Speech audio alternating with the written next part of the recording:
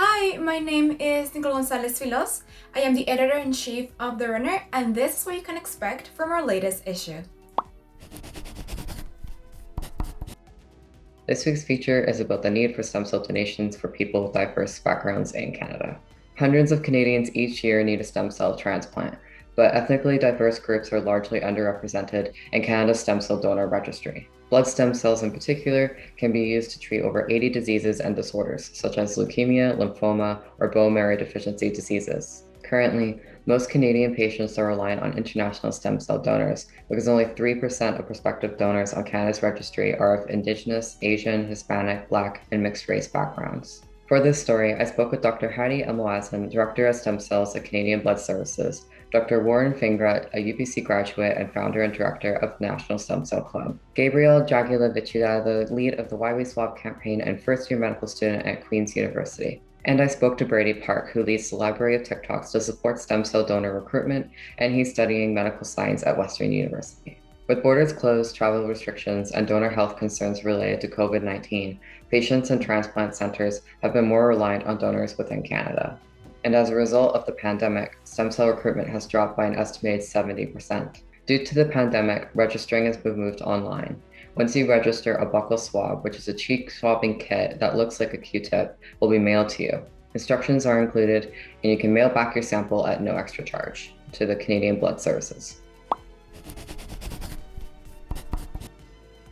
The two newest and only Kwa'un Student Association counselors, Jaya Delan and Leslie Sanga, say they plan to tackle issues among students with disabilities while setting goals for the summer semester to educate students about the KSA and get them involved with the organization.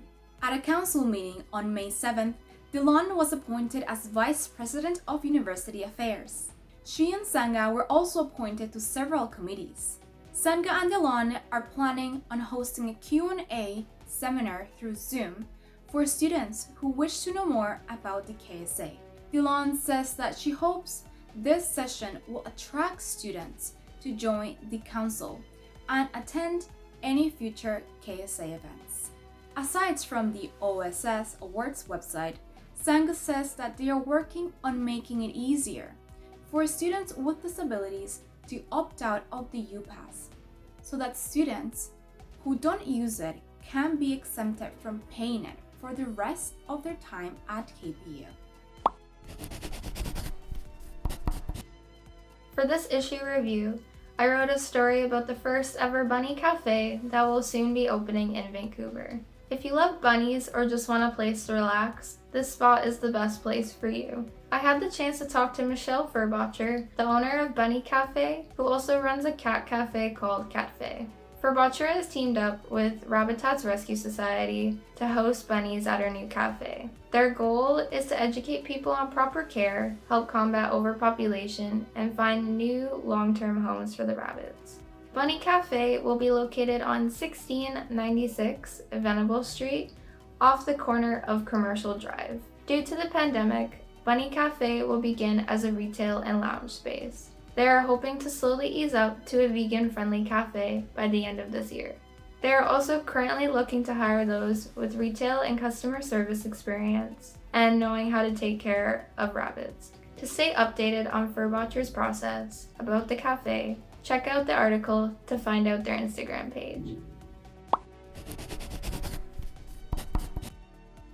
In this article, I read about how the University of Lethbridge is holding a prize draw for their students who have already gotten their first vaccination sometime before September 8th, with a prize draw occurring shortly after on September 10th for those who have entered. With smaller prizing ranging from bookstore gift cards to socks, there is a grand prize of tuition and fee coverage for the fall 2021 semester for 9 lucky students. As another way to help flatten the curve and to provide a bit of a reward for those who have already done their part, I personally think it would be nice to see KPU doing something like this for both students and staff. Considering the several challenges and difficulties people have faced over the past year and some months, it would be a nice treat to have as KPU returns to in-campus classes in the fall, and besides, who wouldn't like free stuff, right?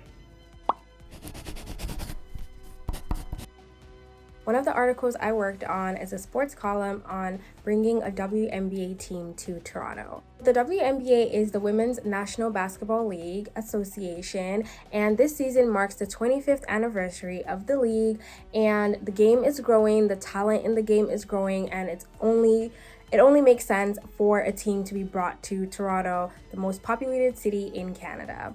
The games in the first week of the WNBA season featured lots of exciting plays and saw an increase in viewership.